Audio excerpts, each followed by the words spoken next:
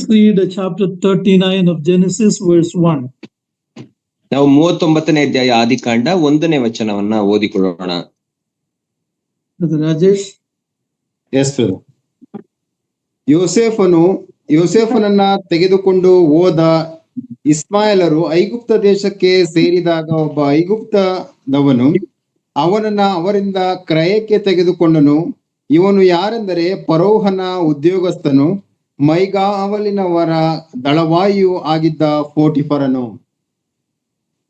After the sad story of the man Judah in chapter 38, 38ನೇ ಅಧ್ಯಾಯದಲ್ಲಿನ ಒಂದು ಯಹೂದನ ಜೀವಿತದ ದುಃಖಕರ ಸಂಗತಿಗಳನ್ನು ನೋಡಿದ ನಂತರ we are coming back to Joseph's life. ಮತ್ತೆ ನಾವು ಯೋಸೇಫನ ಚರಿತ್ರೆಯ ಕಡೆಗೆ ಅಥವಾ ಜೀವಿತದ ಕಡೆಗೆ ಬರುತ್ತಿದ್ದೇವೆ. We discover that Joseph's life is entirely different from his elder brother Judah. ನಾವು ನೋಡುವಾಗ ಇಲ್ಲಿ ಕಲಿತುಕೊಳ್ಳುವುದೇನೆಂದರೆ ಯೋಸೇಫನ ಜೀವಿತವು ಆತನ ಹಿರಿಯ ಅಣ್ಣನಾದಂತಹ ಯಹೂದನ ಜೀವಿತಕ್ಕಿಂತಲೂ ವಿಭಿನ್ನವಾಗಿದೆ. Maybe Joseph and Benjamin got more attention from Jacob. Maybe he taught them more. ಬಹುಶಃ ಯೋಸೇಫ ಮತ್ತು ಬೆನ್ಯಾಮೀನ್ ಇಬ್ಬರಿಗೂ ಯಾಕೋಬನು ಅವರ ತಂದೆಯಾದ ಯಾಕೋಬನಿಂದ ಹೆಚ್ಚು ಕಾಳಜಿ ಸಿಕ್ಕಿತು ಮತ್ತು ಆತನು ಅವರಿಗೆ ದೇವರ ವಾಕ್ಯವನ್ನು ಹೆಚ್ಚಾಗಿ ಬೋಧಿಸಿರಬಹುದು. Jacob had only interest in these two boys. Just a minute, uncle. Just a minute.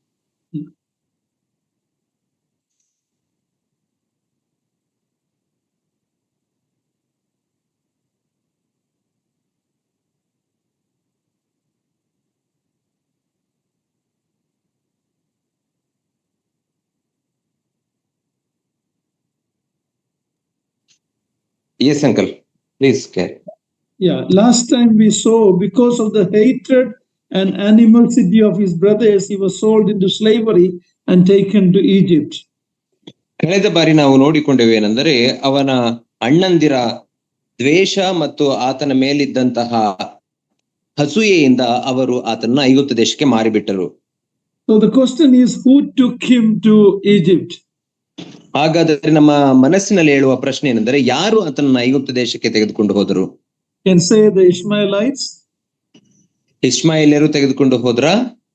But really who took him? Who sent him there? ನಿಜವಾಗಿಯೂ ನೋಡುವುದಾದರೆ ಯಾರು ಅವನನ್ನು ಐಗುಪ್ತ ದೇಶಕ್ಕೆ ಕಳಿಸಿದ್ದು? Turn to Psalm 105 verse 17. 105ನೇ ಕೀರ್ತನೆ 117ನೇ ವಚನಕ್ಕೆ ದಯಮಾಡಿ ನಿಮ್ಮ ಸತ್ಯವೇದಗಳನ್ನ ತಿರುಗಿಸಿರಿ. 105:17. 105ನೇ ಕೀರ್ತನೆ 17ನೇ ವಚನ. ಸಿಕ್ಕಿದವರು ಬೇಗ ಓದಿರಿ. ಯಾರಾದ್ರು? ಆತನು ಅವರ ಮುಂದಾಗಿ ಒಬ್ಬನನ್ನು ಕಳುಹಿಸಿದನು, ದಾಸತ್ವಕ್ಕೆ ಮಾರಲ್ಪಟ್ಟ ಯೋಸೇಫನೇ ಅವನು. Who is the he who sent him? It is the God who sent him there. ಆತನು ಅವರ ಮುಂದಾಗಿ ಒಬ್ಬನನ್ನು ಕಳುಹಿಸಿದನು ಎಂಬುದಾಗಿ ಹೇಳುವಾಗ ಆತನು ಅಂದರೆ ಯಾರಂದರೆ ಆತನನ್ನು ಕಳುಹಿಸಿದಂತಹ ದೇವರೇ ಆಗಿದ್ದಾನೆ. We see the sovereignty of God. ಇಲ್ಲಿ ನಾವು ದೇವರ ಸಾರ್ವಭೌಮತ್ವವನ್ನು ನೋಡಿಕೊಳ್ಳುತ್ತೇವೆ. In the evil work of man. ಮಾನವನ ಆ ದುಷ್ಟ ಕಾರ್ಯದ ಮಧ್ಯದಲ್ಲಿಯೂ. So God is in control. ದೇವರು ಎಲ್ಲದರ ನಿಯಂತ್ರಣದಲ್ಲಿದ್ದಾನೆ. It was God who sent a man beforehand. ದೇವರು ಒಬ್ಬ ಮನುಷ್ಯನನ್ನ ಅವರ ಮುಂದಾಗಿ ಕಳುಹಿಸಿದನು. 17-year-old young boy now Joseph is. ಯೋಸೇಫನು ಈಗ 17 ವರ್ಷದ ಒಬ್ಬ ಯೌವನಸ್ಥ ಪ್ರಾಯಸ್ಥನಾಗಿದ್ದಾನೆ. Outwardly nothing is encouraging. He is away from home. He is sold into slavery. ಹೊರಗಿನಿಂದ ನೋಡುವುದಾದರೆ ಯಾವುದು ಪ್ರೋತ್ಸಾಹದಾಯಕವಾಗಿ ಕಾಣುವುದಿಲ್ಲ ಪರಿಸ್ಥಿತಿಯು. ಯಾಕಂದ್ರೆ ಆತನು ಈಗ ಗುಲಾಮತ್ವಕ್ಕಾಗಿ ಮಾರಲ್ಪಟ್ಟಿದ್ದಾನೆ ಮತ್ತು ಮನೆಯಿಂದ ಹೊರಗಿದ್ದಾನೆ. We know many years later the whole Israelites were slaves in Egypt. ನಾವು ನೋಡುತ್ತೇವೆ ನಂತರ ಕೆಲವು ವರ್ಷಗಳ ನಂತರ ಇಡೀ ಇಸ್ರಾಯೇಲ್ ಜನಾಂಗವೇ ಅದು ಐಗುಪ್ತ ದೇಶದಲ್ಲಿ ಗುಲಾಮಗಿರಿಯಲ್ಲಿ ಇರುತ್ತದೆ, ಗುಲಾಮತನದಲ್ಲಿ. It was Joseph that was sent and he was in slavery. ಆದ್ದರಿಂದ ಯೋಸೇಫನು ಆತನು ಮುಂದಾಗಿ ಕಳುಹಿಸಲ್ಪಟ್ಟು ಆತನು ಸಹ ಗುಲಾಮತ್ವದಲ್ಲಿದ್ದನು. God's purpose is clearly seen in Joseph's life. ದೇವರ ಉದ್ದೇಶವು ಯೋಸೇಫನ ಜೀವಿತದಲ್ಲಿ ಸ್ಪಷ್ಟವಾಗಿ ಕಾಣುತ್ತದೆ. We will see the hand of God in his life. ಆತನ ಜೀವಿತದಲ್ಲಿ ದೇವರ ಹಸ್ತವನ್ನು ನಾವು ಕಾಣುತ್ತೇವೆ. Unlike Abraham, Isaac, or Jacob, we never read God appeared to Joseph. Abraham, ಈಸಾಕ, ಯಾಕೋಬರ ಜೀವಿತದಲ್ಲಿ ಕಾಣಿಸಿಕೊಂಡ ಹಾಗೆ ಯೋಸೇಫನಿಗೆ ದೇವರು ಕಾಣಿಸಿಕೊಂಡನು ಎಂಬುದಾಗಿ ಎಲ್ಲಿಯೂ ನಾವು ಓದುವುದಿಲ್ಲ. But more clearly we see the direction of God in Joseph's life. ಆದರೆ ಅತ್ಯಂತ ಸ್ಪಷ್ಟವಾಗಿ ದೇವರು ಯೋಸೇಫನ ಜೀವಿತದಲ್ಲಿ ತನ್ನ ಮಾರ್ಗದರ್ಶನ ಕೊಡುವುದನ್ನು ನಾವು ಕಾಣುತ್ತೇವೆ. He is the Old Testament example of Romans 8:28. ಆತನು ರೋಮಾಪುರದವರಿಗೆ ಬರೆದ ಪತ್ರಿಕೆ 8ನೇ ಅಧ್ಯಾಯ 28ನೇ ವಚನದ ಹಳೆಯ ಒಡಂಬಡಿಕೆಯ ಒಂದು ನಿದರ್ಶನವಾಗಿದ್ದಾನೆ. Brother Babu John, when you were singing, it came in. ದೇವರನ್ನು ಪ್ರೀತಿಸುವ ಹಿತಕ್ಕಾಗಿ ಎಲ್ಲವೂ, everything works out for good to those who love the Lord.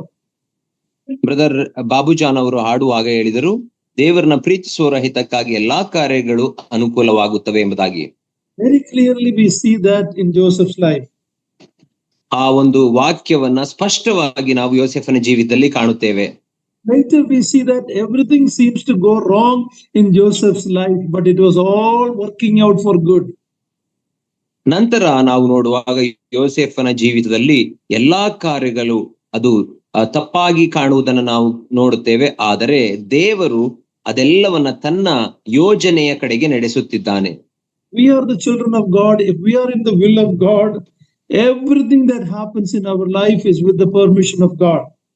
ನಾವು ದೇವರ ಮಕ್ಕಳಾಗಿರುವುದಾದರೆ, ದೇವರ ಚಿತ್ತಕ್ಕೆ ನಮ್ಮನ್ನು ಒಪ್ಪಿಸಿಕೊಟ್ಟಿರುವುದಾದರೆ, ನಮ್ಮ ಜೀವಿತದಲ್ಲಿ ನಡೆಯುವಂತದ್ದೆಲ್ಲವೂ ಆತನ ಉದ್ದೇಶದಿಂದಲೇ ನಡೆಯುತ್ತದೆ. Job chapter 1 verse 10 we read that God has a hedge around his people. ನಾವು ಯೋಬನ ಗ್ರಂಥ 1ನೇ ಅಧ್ಯಾಯ 10ನೇ ವಚನದಲ್ಲಿ ನಾವು ಓದುತ್ತೇವೆ ಏನೆಂದರೆ, ತನ್ನ ಮಕ್ಕಳ ಸುತ್ತಲೂ ದೇವರು ಬೇಲಿ ಹಾಕಿದ್ದಾನೆ. And so Joseph never had a direct revelation from God. ಆದ್ದರಿಂದ ಯೋಸೇಫನಿಗೆ ದೇವರಿಂದ ನೇರವಾದ ಅಥವಾ ಪ್ರತ್ಯಕ್ಷವಾದಂತಹ ಪ್ರಕಟಣೆಗಳು ಯಾವುದೂ ಸಿಕ್ಕಲಿಲ್ಲ. Today many false teachers may say, oh, I had a dream, I had a vision, God spoke to me, all that. Don't believe that. ಆದರೆ ಇಂದು ಅನೇಕ ಸುಳ್ಳು ಬೋಧಕರು ನನಗೆ ದೇವರು ಕನಸಿನಲ್ಲಿ ಕಾಣಿಸಿಕೊಂಡನು, ನನಗೆ ದರ್ಶನ ಕೊಟ್ಟನು ಎಂಬುದಾಗಿ ಹೇಳುತ್ತಾರೆ. ಅದನ್ನು ನಂಬಬೇಡಿ. You and I have not seen God straight. I don't know if any of you who are listening to me, to us, have you ever seen a vision of Jesus Christ? ನಾನು ನೀವು ಯಾರು ದೇವರನ್ನ ನಾವು ಪ್ರತ್ಯಕ್ಷವಾಗಿ ಅಥವಾ ನೇರವಾಗಿ ಕಂಡಿಲ್ಲ. ನನ್ನ ಮಾತನ್ನ ಕೇಳಿಸಿಕೊಳ್ಳುತ್ತಿರುವ ನಿಮ್ಮಲ್ಲಿ ಯಾರಾದರೂ ಯೇಸು ಕ್ರಿಸ್ತನನ್ನ ದರ್ಶನದಲ್ಲಿ ಕಂಡಿದ್ದೀರಾ? God is speaking to us through the word of God today.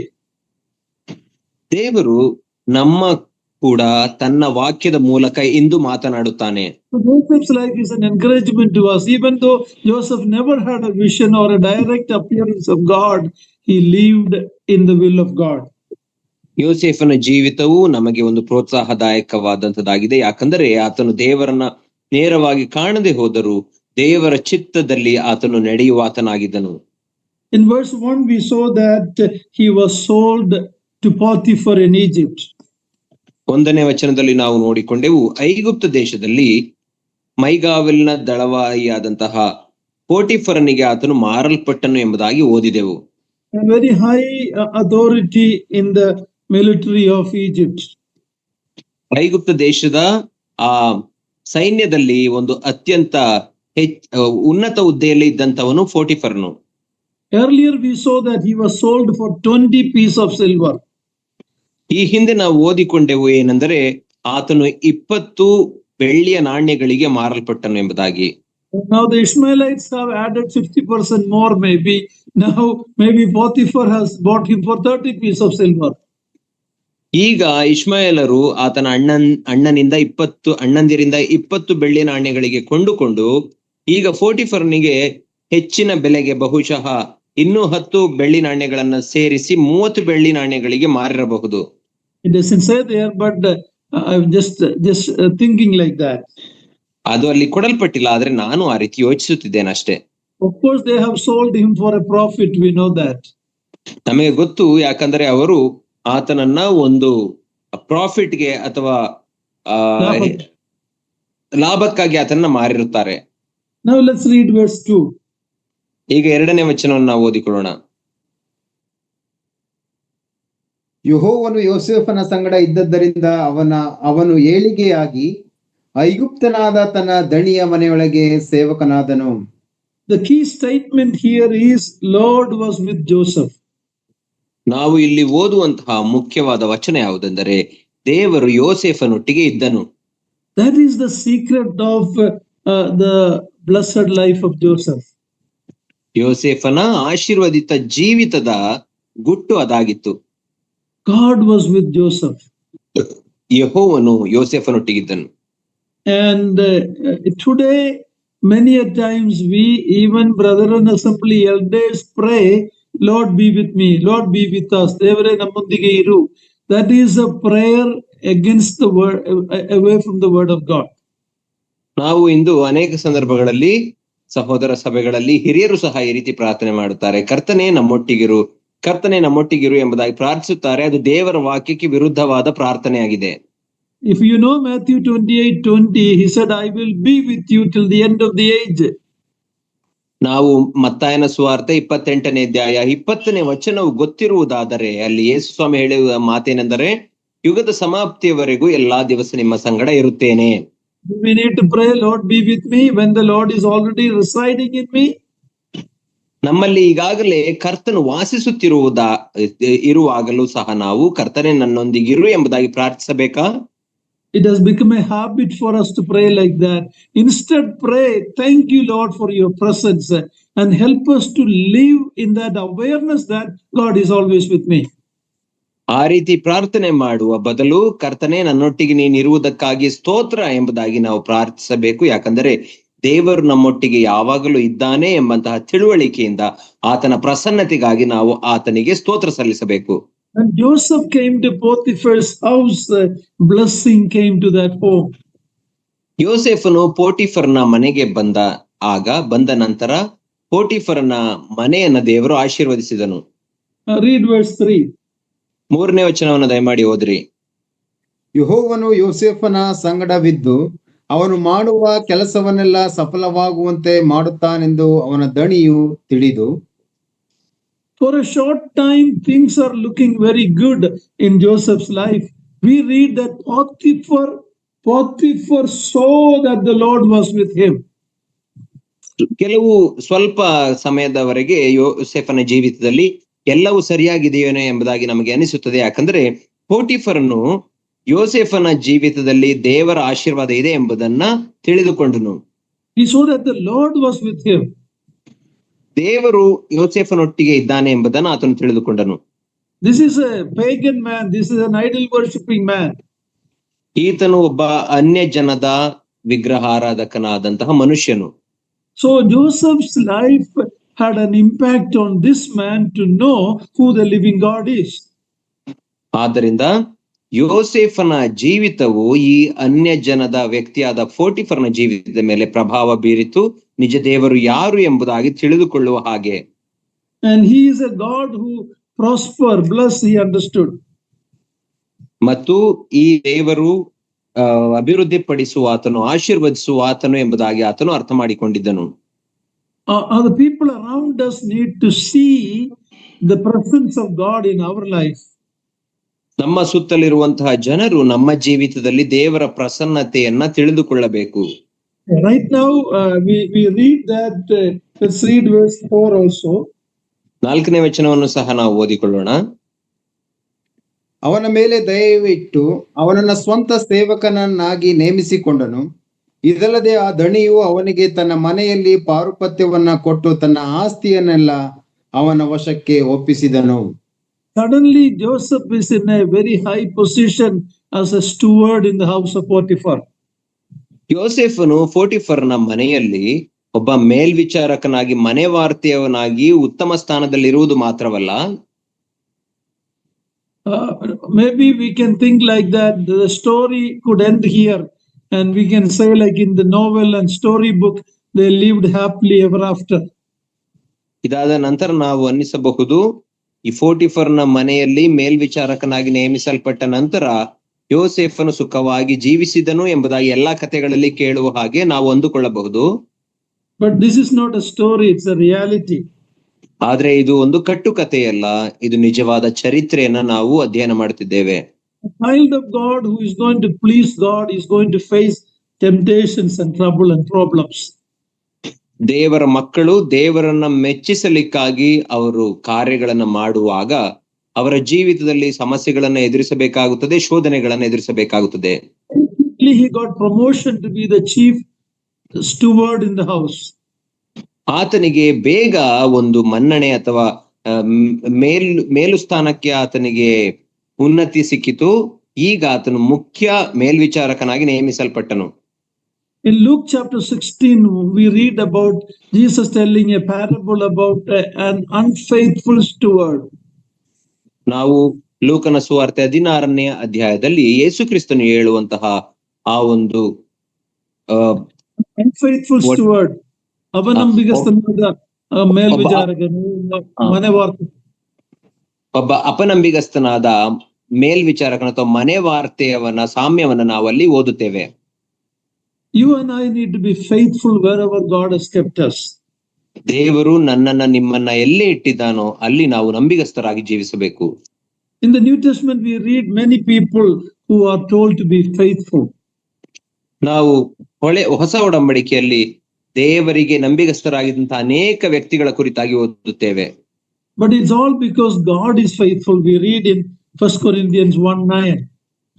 1 ಕೊರಿಂಥದವರಿಗೆ ಬರೆದ ಪತ್ರಿಕೆ 1ನೇ ಅಧ್ಯಾಯ 9ನೇ ವಚನದಲ್ಲಿ ಓದುವ ಹಾಗೆ ದೇವರು ನಂಬಿಗಸ್ತನಾಗಿರುವ ಕಾರಣವೇ ಅವರು ನಂಬಿಗಸ್ತರಾಗಿರಲು ಸಾಧ್ಯ. In 1 Thessalonians we read God who called us is faithful. ಕರೆದಾದವನು ನಂಬಿಗಸ್ತನು. 1 Thessalonica ಪತ್ರಿಕೆಯಲ್ಲಿ ಓದುತ್ತೇವೆ ಏನೆಂದರೆ ನಮ್ಮನ್ನು ಕರೆದಾತನು ನಂಬಿಗಸ್ತನು ಎಂಬುದಾಗಿ. Tychicus was a faithful servant, we read. ತುಕಿಕನು ಆತನು ಒಬ್ಬ ನಂಬಿಗಸ್ತ ಸೇವಕನಾಗಿದ್ದನು ಎಂಬುದಾಗಿ ನಾವು ಓದುತ್ತೇವೆ. Epaphras was a faithful servant. ಎಪಫ್ರನು ಸಹ ಒಬ್ಬ ನಂಬಿಗಸ್ತ ಸೇವಕನಾಗಿದ್ದನು. Onesimus we read in Colossians 4:9, he was faithful. ಕೊಲೋಸಿಯವರಿಗೆ ಬರೆದ ಪತ್ರಿಕೆ 4ನೇ ಅಧ್ಯಾಯ 9ನೇ ವಚನದಲ್ಲಿ ಓದುವ ರೀತಿಯಲ್ಲಿ ಒನೇಸಿಮನು ಸಹ ಆತನು ನಂಬಿಗಸ್ತ ಸೇವಕನಾಗಿದ್ದನು. We read in the parable Jesus said about one servant was given 10 pounds, one was given 5 pounds, one was given 1 pound. ನಾವು ಯೇಸು ಕ್ರಿಸ್ತನು ಹೇಳುವಂತಹ ತಲಾಂತುಗಳ ಸಾಮ್ಯದಲ್ಲಿ ಒಬ್ಬನಿಗೆ 10 ತಲಾಂತು, ಇನ್ನೊಬ್ಬನಿಗೆ 5 ತಲಾಂತು, ಇನ್ನೊಬ್ಬನಿಗೆ 1 ತಲಾಂತನ ಕೊಡುವುದನ್ನು ನಾವು ಕಾಣುತ್ತೇವೆ. The one who got 10 and 5 made business with it and doubled it, and the commendation they got was, well done, good and faithful servant. 10 ಮತ್ತು 5 ತಲಾಂತುಗಳನ್ನ ಹೊಂದಿದ ಸೇವಕರು ಅವರು ಅದರಿಂದ ವ್ಯಾಪಾರ ಮಾಡಿ ಅದನ್ನ ಇನ್ನೂ ಹೆಚ್ಚು ಗಳಿಸಿದರು. ಅವರಿಗೆ ದಣಿಯಿಂದ ಸಿಕ್ಕಿದಂತಹ ಆ ಒಂದು ಹೊಗಳಿಕೆಯನ್ನು ಬಲ ನಂಬಿಗಸ್ತರಾದ ಒಳ್ಳೆಯ ಆಳು ಎಂಬುದಾಗಿ. That is what you and I need to hear one day when we stand before the judgment seat of Christ. ಅದೇ ನಾನು ನೀವು ಒಂದು ದಿನ ನಮ್ಮ ಕರ್ತನಾದ ಯೇಸು ಕ್ರಿಸ್ತನ ನ್ಯಾಯಾಸನದ ಮುಂದೆ ನಿಂತುಕೊಳ್ಳುವಾಗ ಕೇಳಿಸಿಕೊಳ್ಳುವ ಮಾತಾಗಿರಬೇಕು. We read about Moses was faithful in everything that God has entrusted him. ನಾವು ಓದುತ್ತೇವೆ ಏನೆಂದರೆ ದೇವರು ನೇಮಿಸಿದಂತಹ ಕೆಲಸದಲ್ಲಿ ಮೋಶೆಯು ನಂಬಿಗಸ್ತನಾಗಿದ್ದನು ಎಂಬುದಾಗಿ ಓದುತ್ತೇವೆ. Same like that, now we read Joseph was faithful, his master saw that and promoted him. ಅದೇ ರೀತಿಯಲ್ಲಿ ಯೋಸೇಫನು ಸಹ ನಂಬಿಗಸ್ತನಾಗಿದ್ದನು, ಅದನ್ನ ಆತನ ಯಜಮಾನನು ಕಂಡು ಆತನನ್ನ ಇನ್ನೂ ಉನ್ನತಿಗೆ ಬಡ್ತಿ ಕೊಟ್ಟನು. How sad, even believers at their workplace, many times we see unfaithfulness. ಇದು ಎಷ್ಟು ದುಃಖಕರವಾದಂತಹ ಸಂಗತಿ. ನಾವು ಕೆಲಸ ಮಾಡುವಂತಹ ಸ್ಥಳಗಳಲ್ಲಿ ವಿಶ್ವಾಸಿಗಳು ಸಹ ಅಪನಂಬಿಗಸ್ತರಾಗಿ ಕೆಲವು ಸಂದರ್ಭಗಳಲ್ಲಿ ಇರುತ್ತಾರೆ. I know unbelievers who are more faithful than some of the believers. ಕೆಲವು ವಿಶ್ವಾಸಿಗಳಿಗಿಂತ ಹೆಚ್ಚು ನಂಬಿಗಸ್ತರಾಗಿರುವಂತಹ ಅವಿಶ್ವಾಸಿಗಳನ್ನ ನಾನು ಕಂಡಿದ್ದೇನೆ. Let's read verse 5 and 6. 5 ಮತ್ತು 6ನೇ ವಚನವನ್ನು ನಾವು ಓದಿಕೊಳ್ಳೋಣ. ಅವನು ಯೋಸೇಫನನ್ನ ತನ್ನ ಮನೆಯ ಮೇಲೆಯೂ ಆಸ್ತಿಯ ಮೇಲೆಯೂ ಅಧ್ಯಕ್ಷನಾಗಿ ಇಟ್ಟಿದ್ದರಿಂದ ಯೆಹೋವನು ಯೋಸೇಫನ ನಿಮಿತ್ತವಾಗಿ ಆ ಐಗುಪ್ತನ ಮನೆಯನ್ನ ಅಭಿವೃದ್ಧಿಗೆ ತಂದನು. ಮನೆಯಲ್ಲಾಗಲಿ ಹೊಲದಲ್ಲಾಗಲಿ ಅವನಿಗಿದ್ದ ಎಲ್ಲಾದರ ಮೇಲೆ ಯೆಹೋವನ ಆಶೀರ್ವಾದ ಉಂಟಾಯಿತು. 6ನೇ ವಚನ. ಅವನು ತನ್ನ ಆಸ್ತಿಯನ್ನೆಲ್ಲ ಯೋಸೇಫನ ವಶಕ್ಕೆ ಒಪ್ಪಿಸಿದನು. ಇವನು ತನ್ನ ಬಳಿಯಲ್ಲೇ ಇದ್ದುದರಿಂದ ತಾನು ತಿನ್ನುವ ಆಹಾರ ಒಂದನ್ನೇ ಹೊರತು ಬೇರೆ ಯಾವುದನ್ನು ಚಿಂತಿಸಲಿಲ್ಲ. ಇದಲ್ಲದೆ ಯೋಸೇಫನು ರೂಪದಲ್ಲಿಯೂ ಮುಖಭಾವದಲ್ಲಿಯೂ ಸುಂದರನಾಗಿದ್ದನು. Potiphar trusted Joseph so much with everything. ಯೋಸೇಫನನ್ನ ಪೋಟಿಫರನು ತನಗಿದ್ದ ಎಲ್ಲಾ ಆಸ್ತಿಯ ಮೇಲೆಯೂ ನಂಬಿಗಸ್ತನಾಗಿ ಆತನನ್ನ ನಂಬಿದ್ದನು. No auditing is required. ಆ ಕೆಲಸದ ಯಾವ ವಿಚಾರಣೆಯನ್ನಾಗಲಿ ಅಥವಾ ಲೆಕ್ಕ ತೆಗೆದುಕೊಳ್ಳುವುದಾಗಲಿ ಬೇಕಾಗಿರಲಿಲ್ಲ. See the integrity of this young man. ಈ ಒಬ್ಬ ಯೌವನಸ್ಥನ ಆ ಒಂದು ಮನಸ್ಥಿತಿ ಅಥವಾ ಆತನ ಒಂದು ನಂಬಿಗಸ್ತಿಕೆಯನ್ನ ನಾವು ಇಲ್ಲಿ ಕಾಣುತ್ತೇವೆ. Potiphar can serve Pharaoh well because his home affairs were well taken by Joseph. ತನ್ನ ಮನೆಯ ಕಾರ್ಯಗಳನ್ನ ಯೋಸೇಫನು ಉತ್ತಮ ರೀತಿಯಲ್ಲಿ ನೋಡಿಕೊಳ್ಳುತ್ತಿದ್ದ ಕಾರಣ ಪೋಟಿಫರನು ಫರೋಹನಿಗೆ ಯೋಗ್ಯ ರೀತಿಯಲ್ಲಿ ಅಥವಾ ಉತ್ತಮ ರೀತಿಯಲ್ಲಿ ಸೇವೆ ಸಲ್ಲಿಸಲು ಸಾಧ್ಯವಾಯಿತು. Brothers and sisters, if our home affairs are right, then we can serve God through the assembly. In the ministry, we can serve better if our home affairs are right. ನನ್ನ ಪ್ರಿಯ ಸಹೋದರ ಸಹೋದರಿಯರೇ, ನಮ್ಮ ಕುಟುಂಬದಲ್ಲಿ ಮತ್ತು ನಮ್ಮ ಮನೆಯಲ್ಲಿ ಎಲ್ಲಾ ಕಾರ್ಯಗಳು ಸರಿಯಾಗಿ ನಡೆಯುತ್ತಿರುವುದಾದರೆ ನಾವು ನಮ್ಮ ಸಭೆಯಲ್ಲಿ ಮತ್ತು ನಮ್ಮ ಸೇವೆಯ ಕಾರ್ಯದಲ್ಲಿ ಕರ್ತನಿಗೆ ಉತ್ತಮ ರೀತಿಯಲ್ಲಿ ಸೇವೆ ಮಾಡಬಹುದಾಗಿದೆ. So everything is going good, and now let's read verse 7. Suddenly what we see. ಇಲ್ಲಿಯವರೆಗೂ ಎಲ್ಲಾ ಸರಿಯಾಗಿ ನಡೆಯುತ್ತಾ ಇದೆ. ಈಗ 7ನೇ ವಚನದಲ್ಲಿ ನಾವು ಬರುವಾಗ ತಕ್ಷಣಕ್ಕೆ ಏನಾಯಿತು ಎಂಬುದಾಗಿ ಅಲ್ಲಿ ಓದುತ್ತೇವೆ. ಹೀಗಿರುವಲ್ಲಿ ಅವನ ದಣಿಯ ಹೆಂಡತಿಯು ಅವನ ಮೇಲೆ ಕಣ್ಣು ಹಾಕಿ ತನ್ನೊಡನೆ ಸಂಗಮಕ್ಕೆ ಕರೆದಳು. Suddenly we see what happens. ಇಲ್ಲಿ ಒಂದು ಕ್ಷಣದಲ್ಲಿ ಏನಾಗುತ್ತದೆ ಎಂಬುದನ್ನು ನಾವು ಅಲ್ಲಿ ನೋಡುತ್ತೇವೆ. Joseph was busy serving. ಯೋಸೇಫನು ಆತನು ಸೇವೆ ಮಾಡುವುದರಲ್ಲಿ ನಿರತನಾಗಿದ್ದನು. Potiphar's wife was busy scheming. ಆದರೆ ಪೋಟಿಫರ್ನ ಹೆಂಡತಿಯು ಆತನ ಮೇಲೆ ಕಣ್ಣು ಹಾಕುವುದರಲ್ಲಿ ತಲ್ಲೀನಳಾಗಿದ್ದಳು. Joseph was a handsome young man. ಯೋಸೇಫನು ಸುಂದರನಾದಂತಹ ಯೌವನಸ್ಥನಾಗಿದ್ದನು. Maybe Potiphar was an older man. In those days, older men used to marry younger ones, girls. ಬಹುಶಃ ಪೋಟಿಫರನು ವಯಸ್ಸಾದಂತವನಾಗಿರಬಹುದು. ಯಾಕಂದ್ರೆ ಆ ದಿನಗಳಲ್ಲಿ ವಯಸ್ಸಾದವರು ಯೌವನಸ್ಥ ಹೆಣ್ಣು ಮಕ್ಕಳ ಚಿಕ್ಕ ವಯಸ್ಸಿನ ಹೆಣ್ಣುಗಳನ್ನ ಮದುವೆ ಮಾಡಿಕೊಳ್ಳುವುದು ವಾಡಿಯಲ್ಲಿತ್ತು. On Joseph to entice him. ಯೋಸೇಫನ ಮೇಲೆ ಕಣ್ಣು ಹಾಕಿದಂತಹ ಆ ಪೋಟಿಫರ್ನ ಹೆಂಡತಿಯು ಆತನನ್ನ ವಶ ಮಾಡಿಕೊಳ್ಳಲಿಕ್ಕೆ ಪ್ರಯತ್ನಿಸಿದಳು. Verse 8 and 9. 8 ಮತ್ತು 9ನೇ ವಚನ.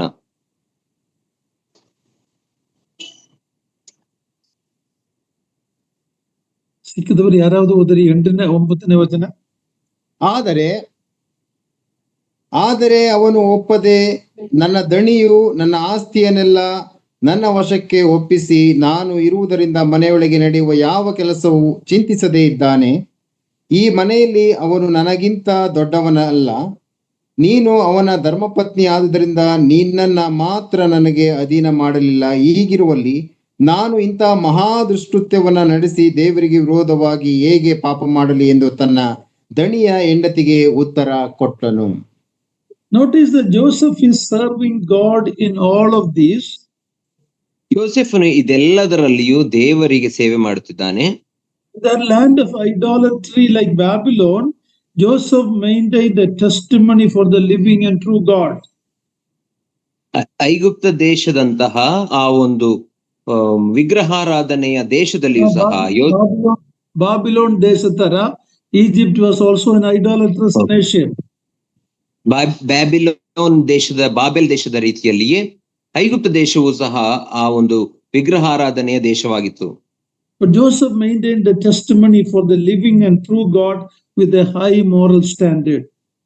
ಆದರೆ ಜೀವಿಸುವಂತಹ ನಿಜ ದೇವರಿಗಾಗಿ ಆತನು ನಂಬಿಗಸ್ತನಾಗಿ ಉನ್ನತವಾದಂತಹ ಒಂದು ನೈತಿಕತೆಯಲ್ಲಿ ಜೀವಿಸುತ್ತಿದ್ದನು. We read his word that he's telling you are his wife, Dharma Patni alva. So he understood the high standard of marriage. ಇಲ್ಲಿ ಯೋಸೇಫನು ಆಕೆಯನ್ನ ನೀನು ನನ್ನ ದಣಿಯ ಧರ್ಮಪತ್ನಿ ಆದದ್ದರಿಂದ ಎಂಬುದಾಗಿ ಕರೆಯುವಾಗ ಆ ಮದುವೆಯ ಕುರಿತಾದಂತಹ ಉನ್ನತ ಭಾವನೆಯನ್ನ ಆತನು ಹೊಂದಿದ್ದನು ಎಂಬುದಾಗಿ ಗೊತ್ತಾಗುತ್ತದೆ. Not only for believers, even unbelievers, marriage is honorable in all. We read in Hebrews 13:4. ಇಬ್ರಿಯರಿಗೆ ಬರೆದ ಪತ್ರಿಕೆ 13ನೇ ಅಧ್ಯಾಯ 4ನೇ ವಚನದಲ್ಲಿ ಓದುವ ರೀತಿಯಲ್ಲಿ ವಿಶ್ವಾಸಿಗಳಿಗೆ ಮಾತ್ರವಲ್ಲ, ಅನ್ಯ ಜನದವರಿಗೂ ಸಹ, ಅವಿಶ್ವಾಸಿಗಳು ಸಹ ಮದುವೆಯನ್ನ ಅವರು ಮಾನ್ಯವೆಂದು ಎಣಿಸುತ್ತಾರೆ, ಅದನ್ನ ಗೌರವವೆಂದು ಎಣಿಸುತ್ತಾರೆ. Not only for believers, even unbelievers. ವಿಶ್ವಾಸಿಗಳಿಗೆ ಮಾತ್ರವಲ್ಲ, ಅವಿಶ್ವಾಸಿಗಳು ಸಹ. If a person despises the marriage vow, then he will despise in so many other areas. ಒಬ್ಬ ವ್ಯಕ್ತಿಯು ತನ್ನ ಮದುವೆಯ ಆ ಒಂದು ಪ್ರಮಾಣವನ್ನ ಅಥವಾ ಮದುವೆಯಲ್ಲಿ ತಾನು ಕೊಟ್ಟಂತ ಭಾಷೆಯನ್ನ ಉಲ್ಲಂಘಿಸುವುದಾದರೆ ಆತನ ಜೀವಿತದಲ್ಲಿ ಅನೇಕ ಕ್ಷೇತ್ರಗಳಲ್ಲಿ ಆತನು ಉಲ್ಲಂಘಿಸುವವನಾಗಿರುತ್ತಾನೆ. Believer's marriage is a covenant. ಒಬ್ಬ ವಿಶ್ವಾಸಿಯ ಮದುವೆ ಅದು ಒಡಂಬಡಿಕೆ ಆಗಿದೆ. We make a vow before God and God's people. ನಾವು ದೇವರ ಮುಂದೆಯೂ ದೇವ ಜನರ ಮುಂದೆಯೂ ನಾವು ಸಾಕ್ಷಿ ಕೊಡುವವರಾಗಿರುತ್ತೆ ಅಥವಾ ಭಾಷೆ ಕೊಡುವವರಾಗಿರುತ್ತೆ, ಪ್ರಮಾಣ ಕೊಡುವವರಾಗಿರುತ್ತೇವೆ. Repeat the words that means it's a hardness of our heart, as the Lord told the Jewish people.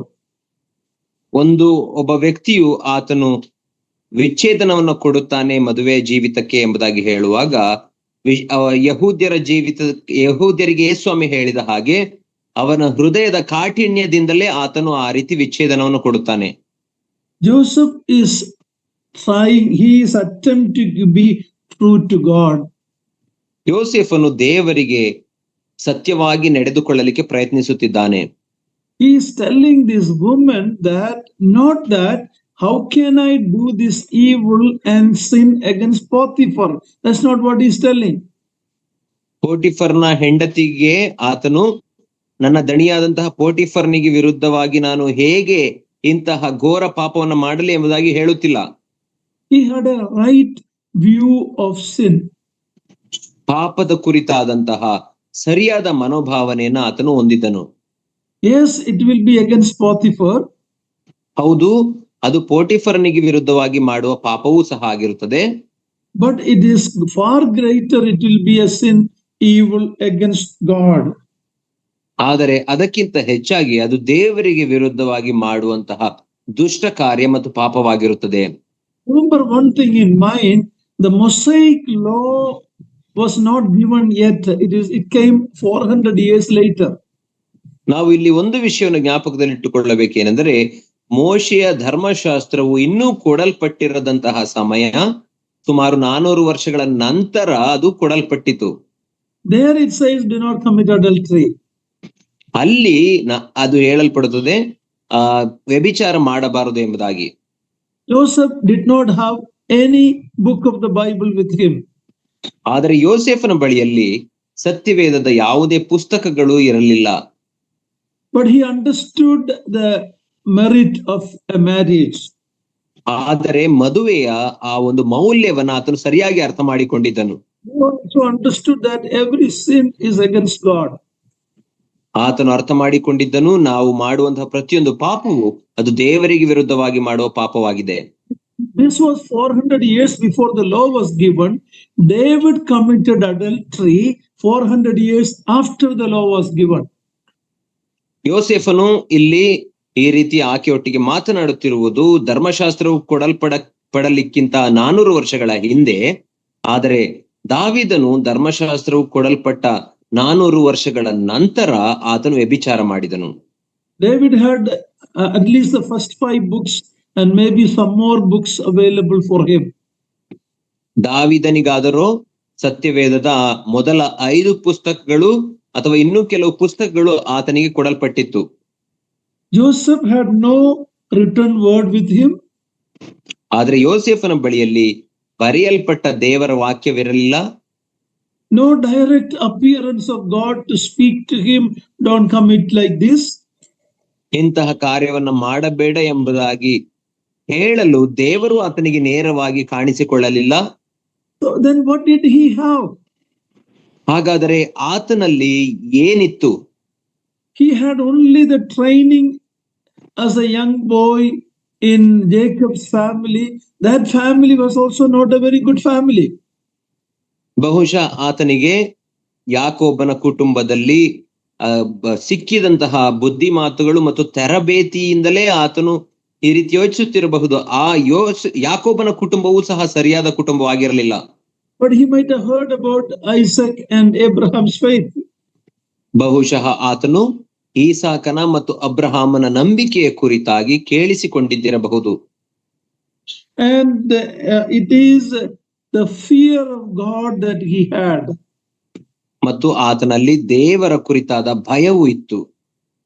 That was the only thing what he heard from his parents and grandparents. That is what has made him to have the right view about sin and marriage.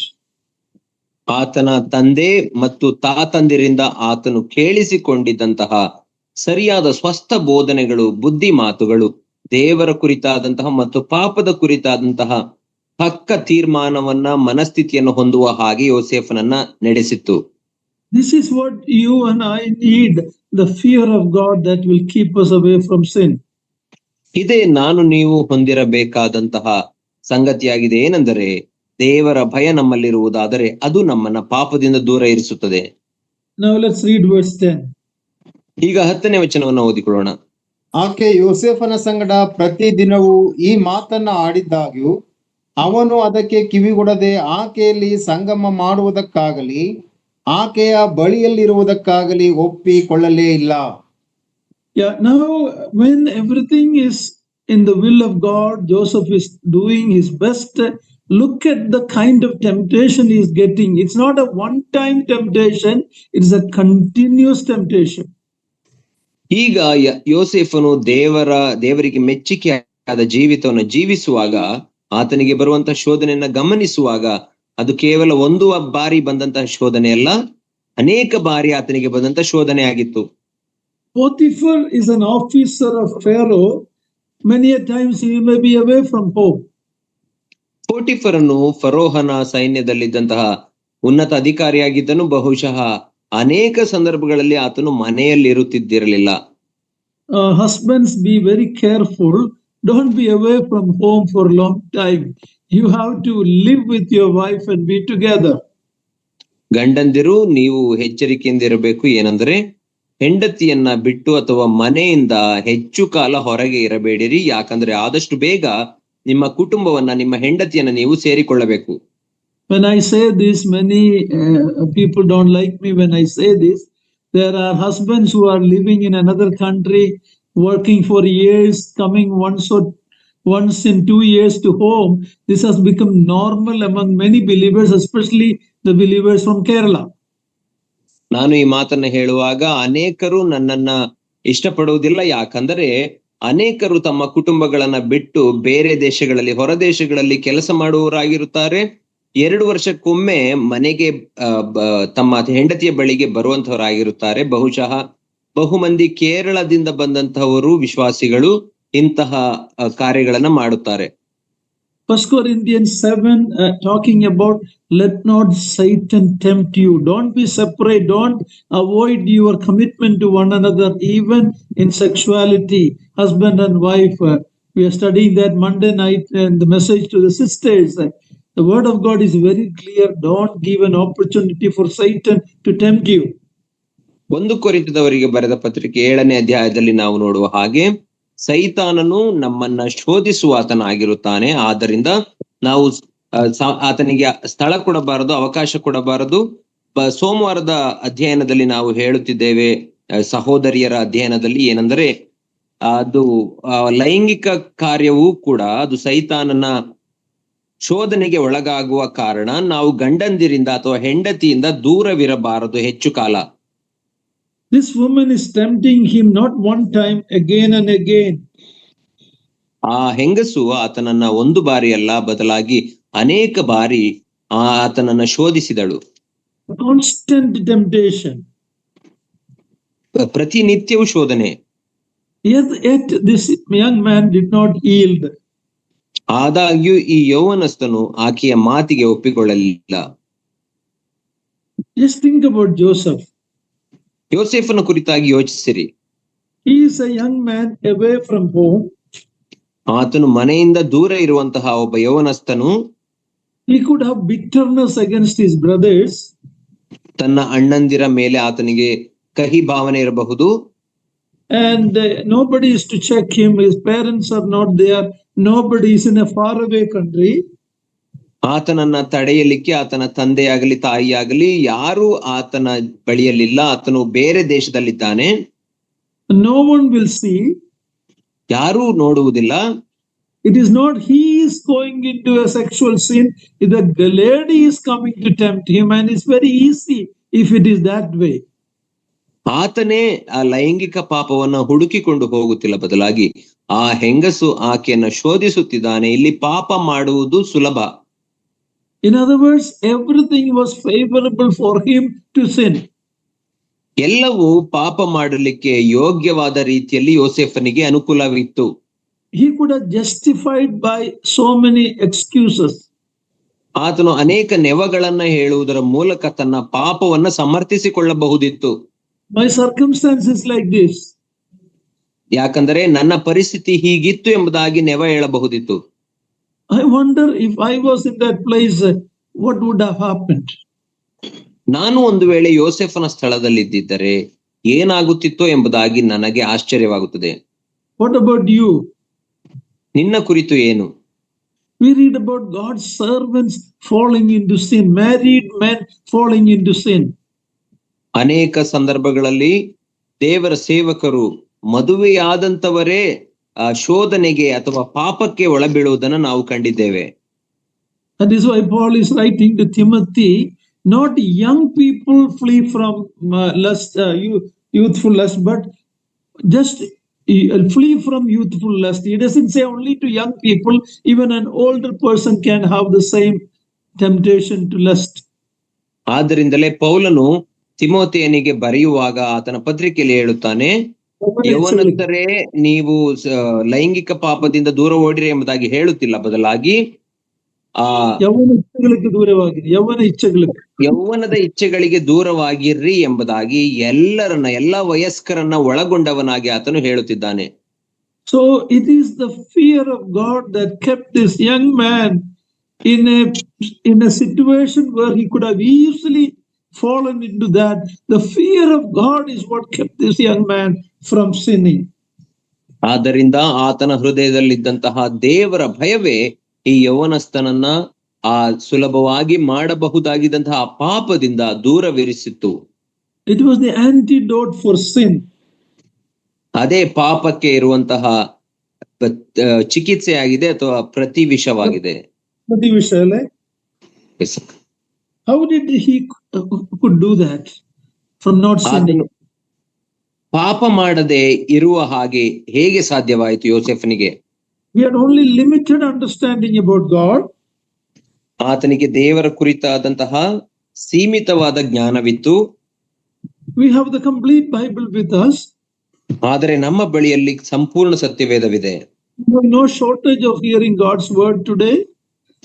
ದೇವರ ವಾಕ್ಯವನ್ನ ನಾವು ಕೇಳಿಸಿಕೊಳ್ಳಲಿಕ್ಕೆ ನಮಗೆ ಎಲ್ಲಾ ಅವಕಾಶಗಳು ಉಂಟು. Yet we sin and we justify it. ಆದಾಗ್ಯೂ ನಾವು ಪಾಪ ಮಾಡಿ ಅದನ್ನು ಸಮರ್ಥಿಸಿಕೊಳ್ಳುತ್ತೇವೆ. When Stephen is writing about Abraham's call, we read that the Lord of glory appeared to Abraham. ಸ್ಟೆಫನನು ಅಬ್ರಹಾಮನನ್ನ ದೇವರು ಕರೆಯುವ ಕುರಿತಾಗಿ ಆತನು ಮಾತನಾಡುವಾಗ ಹೇಳುತ್ತಾನೆ, ಮಹಿಮೆಯ ದೇವರು ಅಬ್ರಹಾಮನನ್ನ ಕರೆದನು ಎಂಬುದಾಗಿ. That is what we heard about God. He is a Lord of glory. He is a holy God. ಅದನ್ನೇ ನಾವು ನಮ್ಮ ದೇವರ ಕುರಿತಾಗಿ ಕೇಳುವವರಾಗಿದ್ದೇವೆ. ಆತನು ಮಹಿಮೆಯ ದೇವರಾಗಿದ್ದಾನೆ. That is all he knew. Joseph knew about the call of Abraham and Isaac and Jacob. ಅಷ್ಟೇ ಯೋಸೇಫನಿಗೆ ತಿಳಿದಿದ್ದ ಸಂಗತಿಯಾಗಿತ್ತು. ದೇವರು ಅಬ್ರಹಾಮನನ್ನ, ಈಸಾಕನನ್ನ, ಯಾಕೋಬನನ್ನ ಕರೆದನು ಎಂಬುದಾಗಿ ಮಾತ್ರ ಆತನಿಗೆ ತಿಳಿದಿತ್ತು. He knew that I am a separated man. ಆತನಿಗೆ ಗೊತ್ತಿತ್ತು ನಾನು ಪ್ರತ್ಯೇಕವಾದಂತಹ ಜನಾಂಗ ಎಂಬುದಾಗಿ. I am a Hebrew. I am a descendant of Abraham.